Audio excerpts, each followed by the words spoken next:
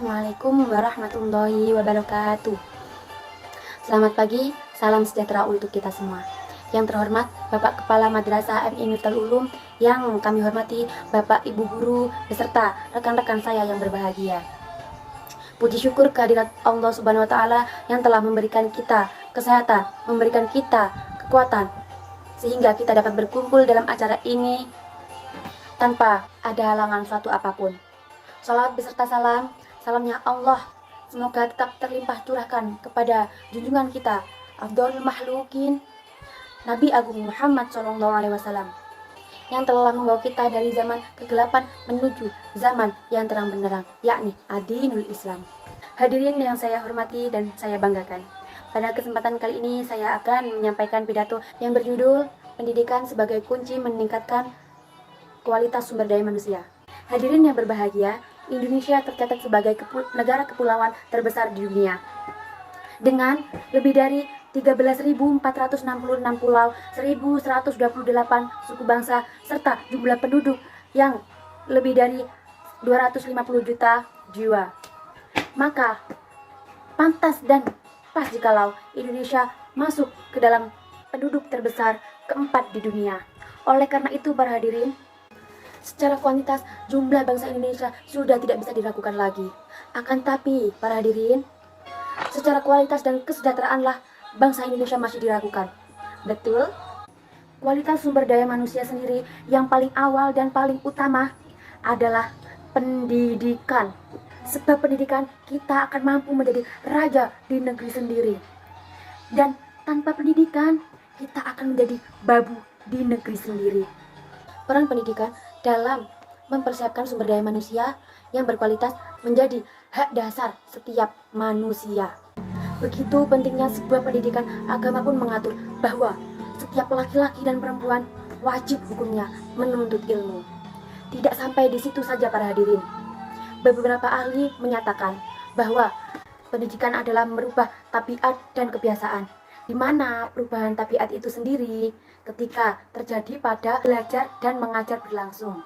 Ibarat kata, pendidikan adalah ruhnya dalam sebuah negara. Tanpa pendidikan niscaya pembangunan akan kehilangan ruhnya. Hadirin sekalian yang saya banggakan, lalu pertanyaannya, pendidikan apa yang harus kita miliki dalam menggapai keberhasilan kualitas sumber daya manusia? Jawabannya tidak lain dan tidak bukan adalah dengan pendidikan moral dan pendidikan intelektual. Dimensi pendidikan moral kita dapatkan dari penanaman agama. Karena bangsa Indonesia adalah bangsa yang beragama sesuai dengan Pancasila. Sila yang pertama yang berbunyi ketuhanan yang Maha Esa. Apabila ada satu saja pendidikan yang kita abaikan, istilah kata kepincangan akan terjadi di dalamnya. Orang sekarang banyak sekali mengejar pendidikan intelektual tinggi. Namun, apa daya jika tidak diimbangi dengan pendidikan moral? Yang terjadi adalah ledakan korupsi di mana-mana.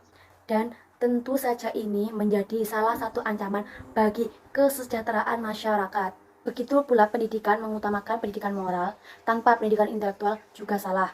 Karena orang paham dalam moral, tapi kurang paham secara intelektual, akan terjadi adalah kepincangan di dalamnya. Misalnya masalah kemiskinan yang melanda di mana-mana. Jumlah penduduk meledak di seluruh Indonesia. Belum lagi masalah sosial pemberdayaan terganggu atas keterbatasan ilmu pengetahuan. Oleh karena itu para hadirin, alangkah bijaknya pemuda di sini ikut serta mensukseskan kualitas sumber daya manusia dengan pendidikan yang meliputi dua dimensi, yakni pendidikan moral dan pendidikan intelektual. Hadirin sekalian yang saya banggakan, dari uraian yang telah disebutkan tadi, kita dapat mengambil kesimpulan. Pertama, kunci dari keberhasilan kualitas sumber daya manusia di Indonesia adalah pendidikan. Karena dengan pendidikan akan memudahkan pembangunan, dan pendidikan pula masyarakat Indonesia akan bersaing di seluruh sektor dunia. Yang kedua, pendidikan yang harus kita jalankan dan yang kita lakukan adalah seimbang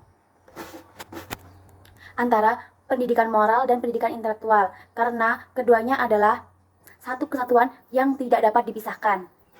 Yang ketiga, dalam kesempatan baik ini saya akan mengajak kepada diri saya pribadi khususnya, dan kepada para hadirin pada umumnya, untuk semangat dalam mengejar pendidikan, baik dalam pendidikan moral maupun pendidikan intelektual.